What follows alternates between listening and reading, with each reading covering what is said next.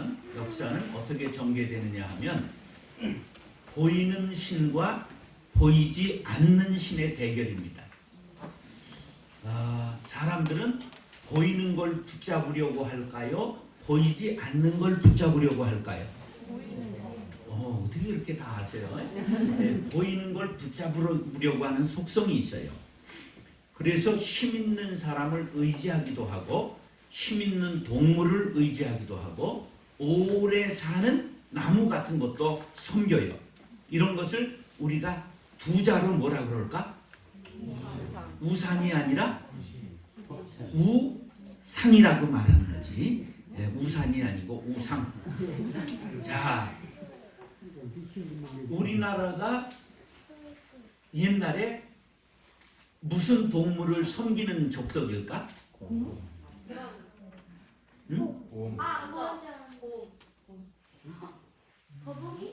거북이? 거북이 맞아. 거북이가 아주 150년 살거든. 거북이가 오래 사는 건. 그런데 이제 불로장생에 거북이도 들어가요. 그래서 임금님 뒤에 이렇게 병풍에는 오래 사는 것들만 전부 그려 놓고 있어요. 우리는 곰 토템족이에요. 곰을 숭배하는 걸, 자연물을 숭배하는 걸 토테미즘이라고 그래요. 그게 어디에 나올까? 단군 신화에 나오는 거예요. 이 우리 한반도에 호랑이 토템족과 곰 토템족이 자웅을 겨루어서 호랑이 토템족을 물리치고 곰을 숭배하는 족속이 우리나라를 다스렸다. 그 이야기가 뭐냐면 마늘과 쑥만 먹으면서 곰과 호랑이가 어디에 있었어요? 굴 속에 있었잖아. 그런데 인내심이 부족한 호랑이는 어떻게 됐어요? 뛰쳐나가고 곰이 끝까지 참고 뭐가 됐다? 사람이 돼서 이게 웅녀가 되었다. 웅이 뭐야? 곰웅자야. 웅당 그러잖아. 그래서 그것은 뭘 말하는 거냐? 호랑이를 섬기는 족속과 곰을 섬기는 족속이 겨루어 곰을 섬기는 족속이 이 나라를 지배하게 되었다. 그게 단군 설화 속에 나오는 거예요. 학생들이 이런 얘기를 들으면서 눈이 띵 하면 안 되는데 이게 여러분들이 국사를 잘못 배워서 그래요. 국사에서 이것을 전부 가르쳐야 되는데 선생님들도 잘 들은 바가 없어요. 제가 우리나라의 제일 유명한 이만열 교수님을 모시고 역사 교실을 옛날에 삼성동에서 연 적이 있어요. 그래서 이제 그런 한국사에 대한 얘기를 제가 이제 배운 거죠. 자, 사람은 아주 만물의 영장으로 똑똑해요. 근데 가끔은 헛똑똑해요. 헛발질을 한다 그런 얘기야. 그래서 보세요. 큰 멋있는 나무, 아름드리 나무를 찍어가지고 거기 걸터 앉아서 침을 택택 뱉고 막 이렇게 하면서 도끼로 하고 깍기로 쪼고 이러면서 방구를 붕붕 끼고 이러다가 거기서 잘 이제 찌끄러기로는 불을 피워가지고 떡을 부어 먹고 밥을 해 먹고 그리고는 중심을 가지고 우상을 만들어요. 신상을 만든단 말이야. 그런 다음에 거기에다 뭐를 빌어요? 복을 빌어요. 그리고 그 앞에서는 조심하고 까치발을 들고 아주 엄숙하게 지내는 거예요. 누가 만들었어? 지가 만들었잖아. 만들어 놓고는 그 앞에서 벌벌 떨고 복을 비는 것. 그게 인간인 거예요. 그러니까 똑똑한 것 같은데 무슨 똑똑? 헛똑똑이다. 그런 거야. 이것이 인간의 어리석은 모습이에요. 이스라엘 백성들이 누구를 섬겼느냐 하면 하나님을 섬긴 것 같은데 보이는 신인 모세를 섬겼어요. 무엇을 보면 알 수 있느냐면 모세가 하나님을 만나러 시내산에 올라갔는데 안 내려오는 거예요. 며칠간? 40일간 금식 기도를 했단 말이에요. 그러니까 모세가 죽은 줄 알았어요. 그러니까 불안해졌어요. 그러니까 모세의 3살 위인 형 아론이 있는데 이 사람은 말은 잘하는데 마음이 약해. 그래서 모세의 대변인을 한 거야. 모세는 뭘 못해? 말 수가 좀 어눌하단 말이에요. 그래가 대변인을 하고 있었는데 아론을 사람들이 조르는 거야. 지금 모세가 내려오지 않는데 우리 불안하다. 신을 만들자. 그래가지고 금을 모았어요. 그리고 뭘 만들어요? 황금 신을 만든 거예요. 그게 황금 송아지. 왜? 애굽에 있을 때 그들이 송아지를 숭배했거든. 소가 크잖아, 덩치가. 막 1톤 나가는 소도 있거든. 그러니까 소를 숭배했던 그 버릇이 있었던 거지. 오늘 본문 7절로 9절을 다 같이 한번 읽겠습니다. 시작. 여호와께서 모세에게 이르시되 너는 내려가라. 네가 애굽 땅에서 인도하여 낸 네 백성이 부패하였도다. 그들이 내가 그들에게 명령한 길을 속히 떠나 자기를 위하여 송아지를 구워 만들고 그것을 예배하며 그것에게 제물을 드리며 말하기를 이스라엘아 이는 너희를 애굽 땅에서 인도하여 낸 너희 신이라 하였도다. 여호와께서 또 모세에게 이르시되 내가 이 백성이 목이 뻣뻣한 백성이로다. 이건 누가 지금 하신 말씀이야? 하나님이 하신 말씀을 여호와께서 말씀하시되 이러면 안 돼. 간신처럼 읽으면. 그렇지? 우리 학생들은 이런 것들을 이걸 전부 입체 낭독을 할 줄 알아야 돼. 하나님의 말씀은 하나님의 말씀과 같이 그런 것들을 잘 하는 것을 습관을 들여야 돼요. 자, 하나님께서 이스라엘 백성들을 가리켜서 뭐가 뻣뻣하다고 그랬어요? 이게 그 뭐가 걸린 거야? 목 디스크에 걸린 거야. 이러면 사람이 망가지기 시작하는 거야. 목은 부드러워야 돼, 뻣뻣해야 돼? 부드러워야 돼요. 자, 목이 뻣뻣한 백성은 교만해졌다 그런 말인데 특징이 뭐냐 하면 하나님의 구원의 은혜를 잊어버렸어요. 뭐를 잃어버렸다고요? 지금 이 사람들이 어디에서 나왔어요? 애굽에서 노예살이를 하고 나왔는데 그 은혜를 지금 1년밖에 안 됐는데 잊어버리는 거야. 신앙은 기억하는 것입니다. 신앙은 뭐 하는 거라고? 기억하는 것입니다. 뭐를 기억하냐? 은혜를 기억하고 그리고 사랑을 기억하고 주님의 권능을 기억하는 것입니다. 이스라엘은 10가지 재앙을 통해서 바로의 압제에서 신음하던 자신들을 구원하신 하나님의 은혜, 하나님의 사랑, 하나님의 권능을 잊어버렸습니다. 은혜는 마음에 새기고 삶으로 보답하는 것입니다. 그런데 대부분의 사람들은 은혜를 마음에 새기지 않고 물에 새기고 원한을 가슴에 새깁니다. 그러니 은혜는 잊어버리고 분노는 가득 차서 가슴이 멍들고 그것을 부여안고 신음하고 사는 것입니다. 그래서 만물보다 거짓된 것이 인간의 마음입니다.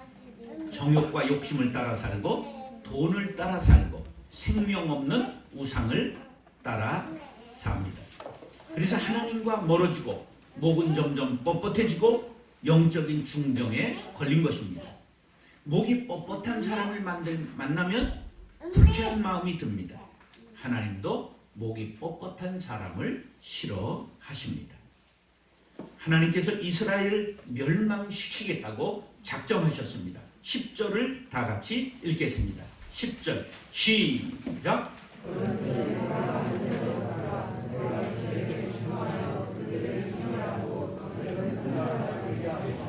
내가 하는 대로 두라. 내가 그들에게 진노하여 그들을 진멸하고 너를 큰 나라가 되게 하리라. 이 하나님의 말씀인데 조금 하나님이 지금 진노하셨잖아요. 우리가 이렇게 목이 뻣뻣한 결과는 무서운 재앙이 기다리고 있습니다. 고집이 세다, 사악하다, 완고하다는 뜻입니다. 그런 사람은 형제와 다투게 되고 은혜를 잊게 되고 우상을 숭배합니다. 하나님께서 그들을 완전히 제거하시겠다고 선포했습니다. 폭탄 선언에 모세가 깜짝 놀랐습니다. 이때 모세가 보인 태도가 너무 멋있습니다. 자, 하나님이 뭐라고 하냐면 너를 통하여 새로운 민족을 이루겠노라. 이렇게 말씀이 떨어졌을 때 여러분 같으면 어떻게 했을까?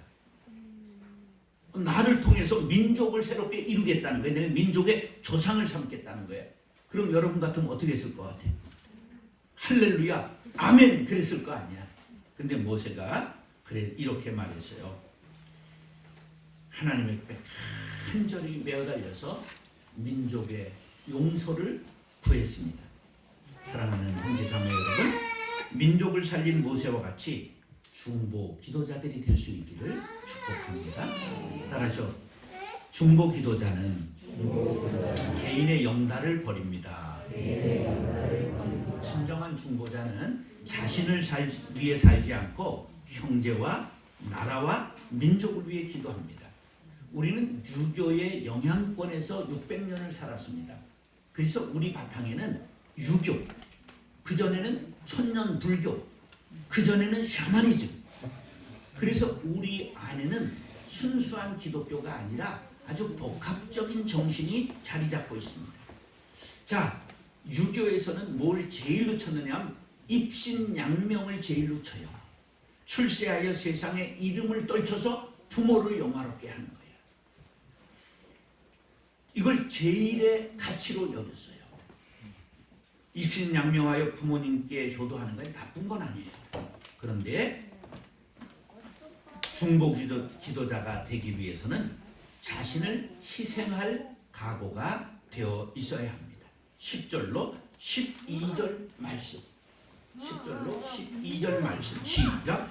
그런즉 내가 하는 대로 두라. 내가 그들에게 진노하여 그들을 진멸하고 너를 큰 나라가 되게 하리라. 모세가 그의 하나님 여호와께 구하여 이르되 여호와여 어찌하여 그 큰 권능과 강한 손으로 애굽에서 인도하여 내신 주의 백성에게 진노하시나이까. 어찌하여 애굽 사람들이 이르기를 여호와가 자기 백성을 산에서 죽이고 지면에서 진멸하려는 악한 의도로 인도해 내었다고 말하게 하시려 하나이까. 주의 맹렬한 노를 그치시고 뜻을 돌이키사 주의 백성에게 이 화를 내리지 마옵소서. 황금우상을 만들고 그 앞에서 뛰노는 이스라엘을 보신 하나님께서 대노하셔서 그들을 진멸하시고 모세를 통하여 새로운 나라를 만들겠다고 선언하셨습니다. 모세는 입신 양명의 절호의 찬스를 만난 것입니다. 그런데 그의 기도는 완전히 달랐습니다.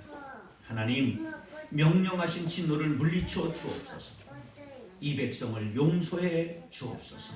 애원했습니다. 한 나라가 세워지기까지는 이렇게 자신의 부귀영화를 버리고 민족을 위해 희생하고 헌신한 사람들이 있었던 것을 잊으면 안 됩니다. 여러분들이 아무도 모를 사람인데 위대한 분들이 많아요. 일송 김동삼이라고 하는 어른이 있었습니다. 1878년 안동에서 태어났는데 한일 합방이 되자 자그마치 일가족 500명을 전부 데리고 재산을 팔아서 그들을 이끌고 만주로 올라갑니다. 그리고 독립무장운동을 벌였어요. 3.1운동 한 해 전인 1918년 무호 독립선언서를 발표하기도 하고 1923년 상해에서 국민대표회의 의장에 선출된 아주 당시의 큰 인물입니다. 1931년 하얼빈에서 일본 경찰에게 붙잡혀서 서대문으로 이송돼서 수감 중에 1937년에 옥중에서 돌아가셨어요. 근데 옥중에 있는 죄수들이 전부 이 김동산 선생님을 존경했기 때문에 우리 한국 죄수들이 전부 이분의 말을 듣는 거예요. 그래서 거기에서 막 항의를 하고 거기서 데모를 하니까 감옥 소장이 와서 무릎을 꿇고 용서를 구했던 일도 있었어요. 병들어 죽음이 가까우자 그는 유언을 하기를 나라 잃은 몸이 무덤은 남겨 무엇하냐. 내가 죽거든 불살라 물에 뛰어라. 그렇게 바다에 떠돌며 조국이 광복하는 것을 보리라. 그리고 돌아가셨어요. 그래서 그의 유골을 유족들이 화장해서 한강에다 뿌렸습니다. 이렇게 개인의 영달을 버리고 조국을 위해 목숨을 바친 믿음의 사람들은 자신의 출세와 명예와 이익보다 나라를 위해 자신을 희생하는 사람이 되어야 마땅합니다. 여기는 이렇게 조그만 기도실을 만들었지만 이것은 바로 통일을 위한 구국 기도의 집으로 세운 것입니다. 나를 위해 살지 말고 나라를 위해, 통일을 위해 기도하자. 이게 통일 구구 기도의 집입니다. 로마서 9장 1절로 3절에 보면 내가 그리스도 안에서 참말을 하고 거짓말을 아니하노라. 나에게 큰 근심이 있는 것과 마음에 그치지 않는 고통이 있는 것을 내 양심이 성령 안에서 나와 더불어 증언하노니 나의 형제 곧 고류의 친척을 위하여 내 자신이 저주를 받아 끊어질지라도 원하는 바로라. 사도 바울은 이스라엘 동족이 좋은 조건 속에서도 예수를 믿지 않는 것이 너무 안타까워서 자기가 저주를 받아 지옥에 갈지라도 동족이 예수 믿고 구원을 받을 수만 있다면 더 큰 소원이 없다고 고백하고 있는 것입니다. 사랑하는 형제 자매 여러분, 진정한 중보자는 자신의 부귀영화를 버리고 형제와 조국과 교회를 위해 희생하며 기도하는 사람입니다. 그런 기도의 사람들이 될 수 있기를 예수님의 이름으로 축원합니다. 따라서 언약을 붙들고 기도합니다. 누가? 진정한 중보 기도자는 언약을 붙들고 기도해야 합니다. 그렇기 때문에 중보 기도자에게 가장 중요한 것은 하나님의 언약의 말씀을 아는 것이에요. 기도를 오랫동안 하는 것 중요합니다. 간절하게 하는 것 중요합니다. 더 중요한 건 뭐를 붙잡을 줄 알아야 된다? 하나님의 언약을 붙잡을 줄 알아야 된다. 말씀의 내용을 알아야 된다는 뜻이에요. 하나님은 언약의 하나님이에요. 언약에 신실하셔서 약속하시는 성경 말씀을 그대로 붙잡는 사람들에게 지키십니다. 성경을 구약, 신약 그러잖아요. 그랬더니 어떤 아이가 그러는 거예요. 이거 한약과 양약이에요? 그러는 애인데 그게 아니라 요건 테스타멘트, 약속이라는 뜻이에요. 옛 약속, 새 약속이라는 거예요. 구약은 이스라엘과 맺은 언약, 신약은 온 인류와 맺은 언약이라는, 새 언약이라는 뜻이에요. 그래서 기도하는 사람은 하나님의 언약을 믿고 기억하고 붙들고 기도해야 합니다. 모세가 하나님께 기도한 내용을 보면 언약을 꼭 붙잡고 기도하고 있는 것을 13절에 이렇게 증거합니다. 13절 시작. 외종 아브라함과 이삭과 이스라엘 기억하소서. 주께서 그들을 위하여 주를 가리켜 맹세하여 이르기를 내가 너희의 자손을 하늘의 별처럼 많게 하고 내가 허락한 이 온 땅을 너희의 자손에게 주어 영원한 기업이 되게 하리라 하셨나이다. 하나님은 약속을 하셨어요. 근데 그 약속을 기억한 모세는 그 언약을 붙잡았어요. 그리고 하나님 이삭과 야곱, 아브라함에게 약속한 걸 기억하여 주옵소서. 하늘의 별과 같이 많은 자손을 주시겠다고 창세기 15장 5절에서 말씀하지 않았습니까? 창세기 17장 8절에서 영원한 기업을 주시겠다고 약속하지 않으셨습니까? 왜 약속해놓고 광야에서 다 죽이시면 이방인들이, 믿지 않는 사람들이 뭐라고 욕하겠습니까? 하나님 우상 숭배한 죄는 용서해 주시고 뜻을 돌이키시고 이 민족을 살려 주옵소서. 간절하게 메어달리고 생떼를 부리기 시작했는데 이것을 요새아기는 땡깡이라고 그러잖아요. 이건 일본말에서 나온 거고 이게 우리나라의 순어원은 생떼라고 그래요. 생떼 부린다, 땡깡 부린다 그러잖아요. 32절 성경 핀 사람들은 한번 보세요. 거기 얼마나 모세가 생떼를 쓰고 있는가 하는 것이 나옵니다. 그러나 이제 그들의 죄를 사하시옵소서. 그렇지 아니하시오면 원하건대 주께서 기록하신 책에서 내 이름을 지워 버려 주옵소서. 날 죽여달라는 거예요. 지옥에 떨어져 좋다는 거예요. 우리 민족이 살 수만 있다면 나는 죽어도 좋습니다. 나는 지옥에 떨어져도 좋습니다. 하나님 앞에 목숨 걸고 민족을 막아서서 언약을 들이대고 생떼를 쓰는 모세 앞에서 하나님께서 마음이 약해지셨습니다. 감동을 받으셨습니다. 알았다. 네가 내 동족을 그리 사랑하는구나. 목숨 걸고 기도하는 모세, 언약을 붙잡고 기도하는 모세, 생떼를 쓰며 메어달리는 간절한 모세의 기도에 하나님의 마음이 녹아내렸습니다. 그리고 뜻을, 진노를 돌이키셨습니다. 나라는 장군만이 지키는 것이 아닙니다. 조국은 무기로 지키는 것이 아닙니다. 기도하는 한 사람이 나라를 지키고 민족을 지키는 것입니다. 요즘 북한은 심심하면 미사일을 쏘아댑니다. 민통선 안에 사는 우리들은 남과 북을 막아서서 기도해야 될 중보기도의 사명을 주신 줄로 믿으시면 아멘 하시기 바랍니다. 주여, 이 나라의 민족이 피 흘림 없는 복음 통일, 평화 통일을 이루게 하여 주옵소서. 제사장 나라가 되게 하여 주옵소서. 사랑하는 형제 자매 여러분, 언약을 붙들고 간절히 기도하여 민족을 지키는 방패, 중보기도의 용사들이 될 수 있기를 예수님의 이름으로 축원합니다. 따라하시죠. 중보기도자는 그리스도의 화해 사역에 동참하는 것입니다.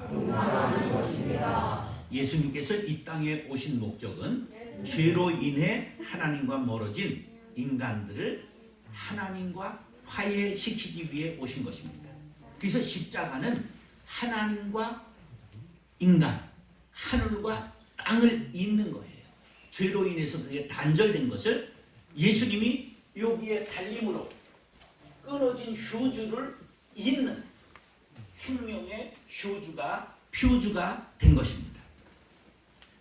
로마서 5장 10절에 이에 대하여 우리가 원수 되었을 때에 그의 아들의 죽으심으로 말미암아 하나님과 화목하게 되었은즉 화목하게 된 자로서 더욱 그의 살아나심을 말미암아 구원을 받을 것이니라. 할렐루야.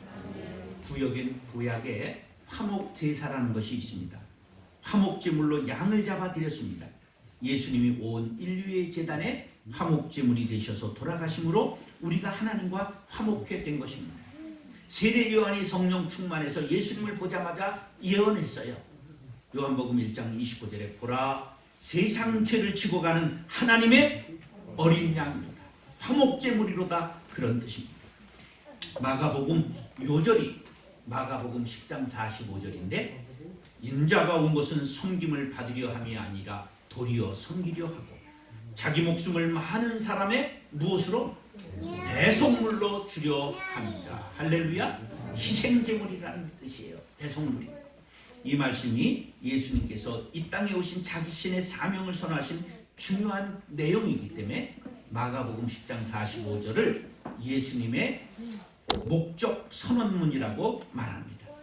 예수님이 이 땅에 오신 목적이 뭐라고요? 화목제물, 대속물이 되기 위해 오신 것입니다.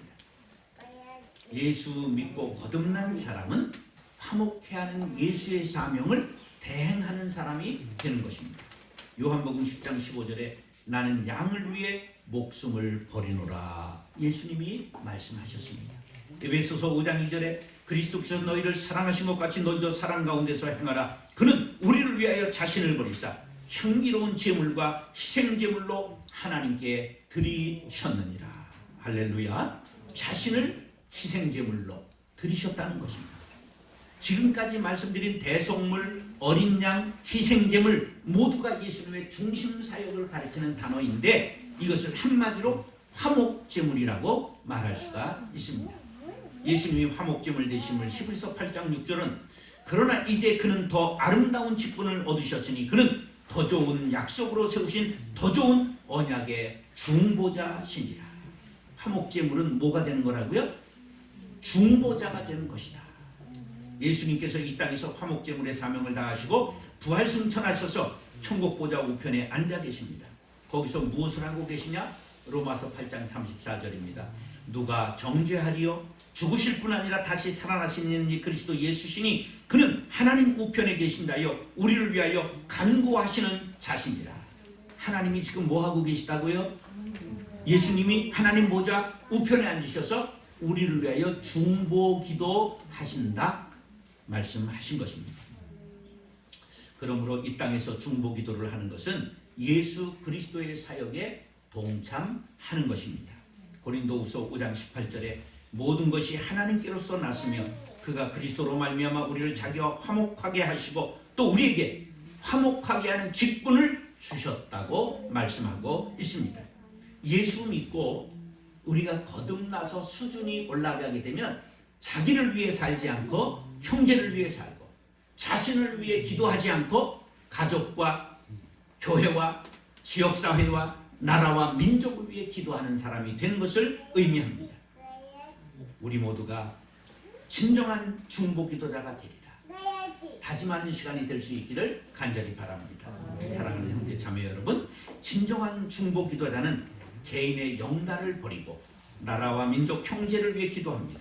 또한 언약을 붙들고 나라와 민족 형제를 위해 기도합니다. 그리고 중보 기도는 그리스도의 화해 사역에 동참하는 거룩한 일임을 알고 평생을 형제와 이웃과 나라와 민족의 무너진 성벽을 막아서서 기도하는 중보자가 되는 것입니다.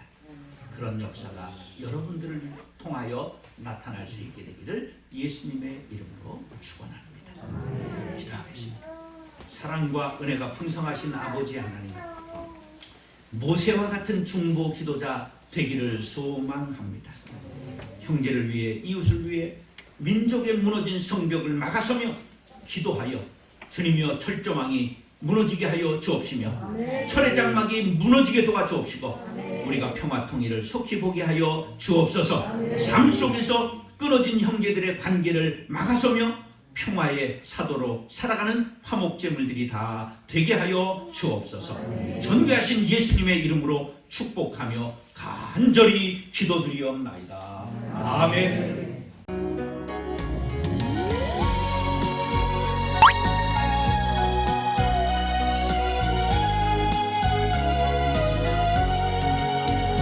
선한 싸움을 다 싸우고 이기니 의의 면류관이 예비되었고 시험을 참고서 시련 견딘 자 생명의 면류관을 얻을 것이라. 주님을 닮아온 유와 겸손으로 형제 자매를 섬기면 영광의 면류관 쓰고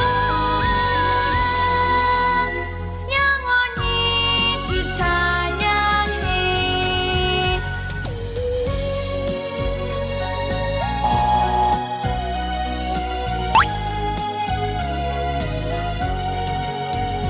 선한 싸움을 다 싸우고 이기니 의의 면류관이 예비되었고 시험을 참고서 시련 견딘 자 생명의 면류관을 얻을 것이라. 주님을 닮아온 유와 겸손으로 형제 자매를 섬기면 영광의 면류관 쓰고 영원히 주 찬양해.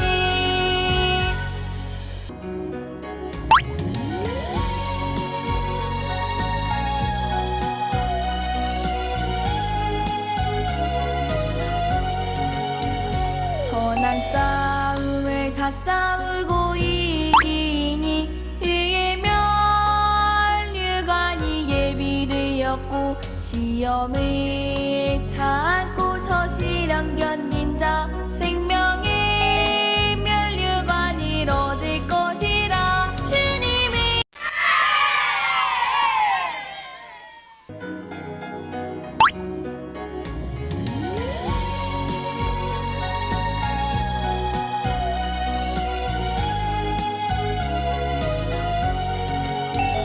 선한 싸움을 다 싸우고 이기니 의의 면류관이 예비되었고 시험을 참고서 시련 견딘 자 생명의 면류관을 얻을 것이라. 주님을 닮아온 유와 겸손으로 형제 자매를 섬기면 영광의 면류관 쓰고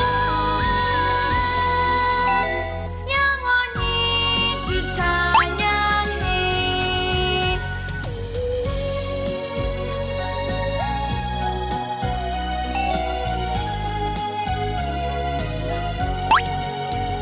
선한 싸움을 다 싸우고 이기니 의의 면류관이 예비되었고 위험을 참고서 시련 견딘